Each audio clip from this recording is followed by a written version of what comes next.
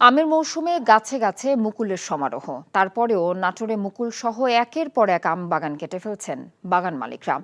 আম বাগান থেকে লাভ না আসায় অন্য ফসল আবাদের জন্য জমির মালিকরা কেটে ফেলছেন আম গাছ। বিশেষজ্ঞরাও বলছেন, বেশি লাভের আশায় জমির বিকল্প ব্যবহারে ঝুঁকছেন মালিকরা। নাটোর থেকে হালিম খানের পাঠানো রিপোর্ট। নাটোরে আম বাগানের জন্য পরিচিত লালপুর ও বাগাতিপাড়া উপজেলা। রাজশাহী জেলা সংলগ্ন হওয়ায় নাটোরের এই দুই উপজেলায় সর্বোচ্চ প্রায় ৩,৫০০ হেক্টর জমিতে রয়েছে আমের বাগান। কিন্তু বেশ কিছুদিন ধরেই এ অঞ্চলে আম বাগানের গাছ কেটে ফেলছেন বাগান মালিকরা।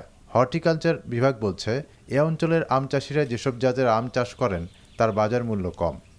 এই ঈদে দেশ জুড়ে কেনাকাটার ফুর্তি হবে শুধু বিকাশে, সাথে ডিসকাউন্ট কুপন, ইনস্ট্যান্ট ক্যাশব্যাক।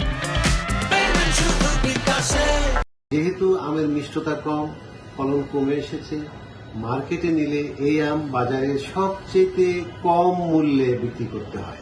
নতুন বাগান করার প্রত্যয়ে পুরাতন বাগান উৎপাদন করে তারা নতুন বাগানের দিকে ধাবিত হচ্ছে।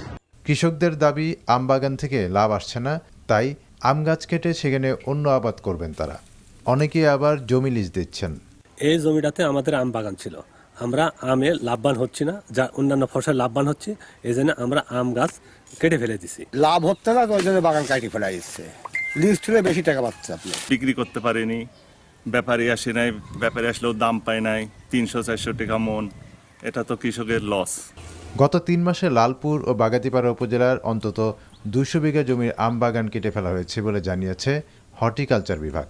এ দপ্তরের কর্মকর্তারা বলছেন, আধুনিক পদ্ধতিতে উন্নত জাতের আমের বাগান গড়ে তুলতে পারলে চাষিরা ভালো মূল্য পাবেন এবং লাভবান হবেন। NTV news desk. এই ঈদে দেশ জুড়ে কেনাকাটার ফুর্তি হবে শুধু বিকাশে, সাথে ডিসকাউন্ট কুপন, ইনস্ট্যান্ট ক্যাশব্যাক।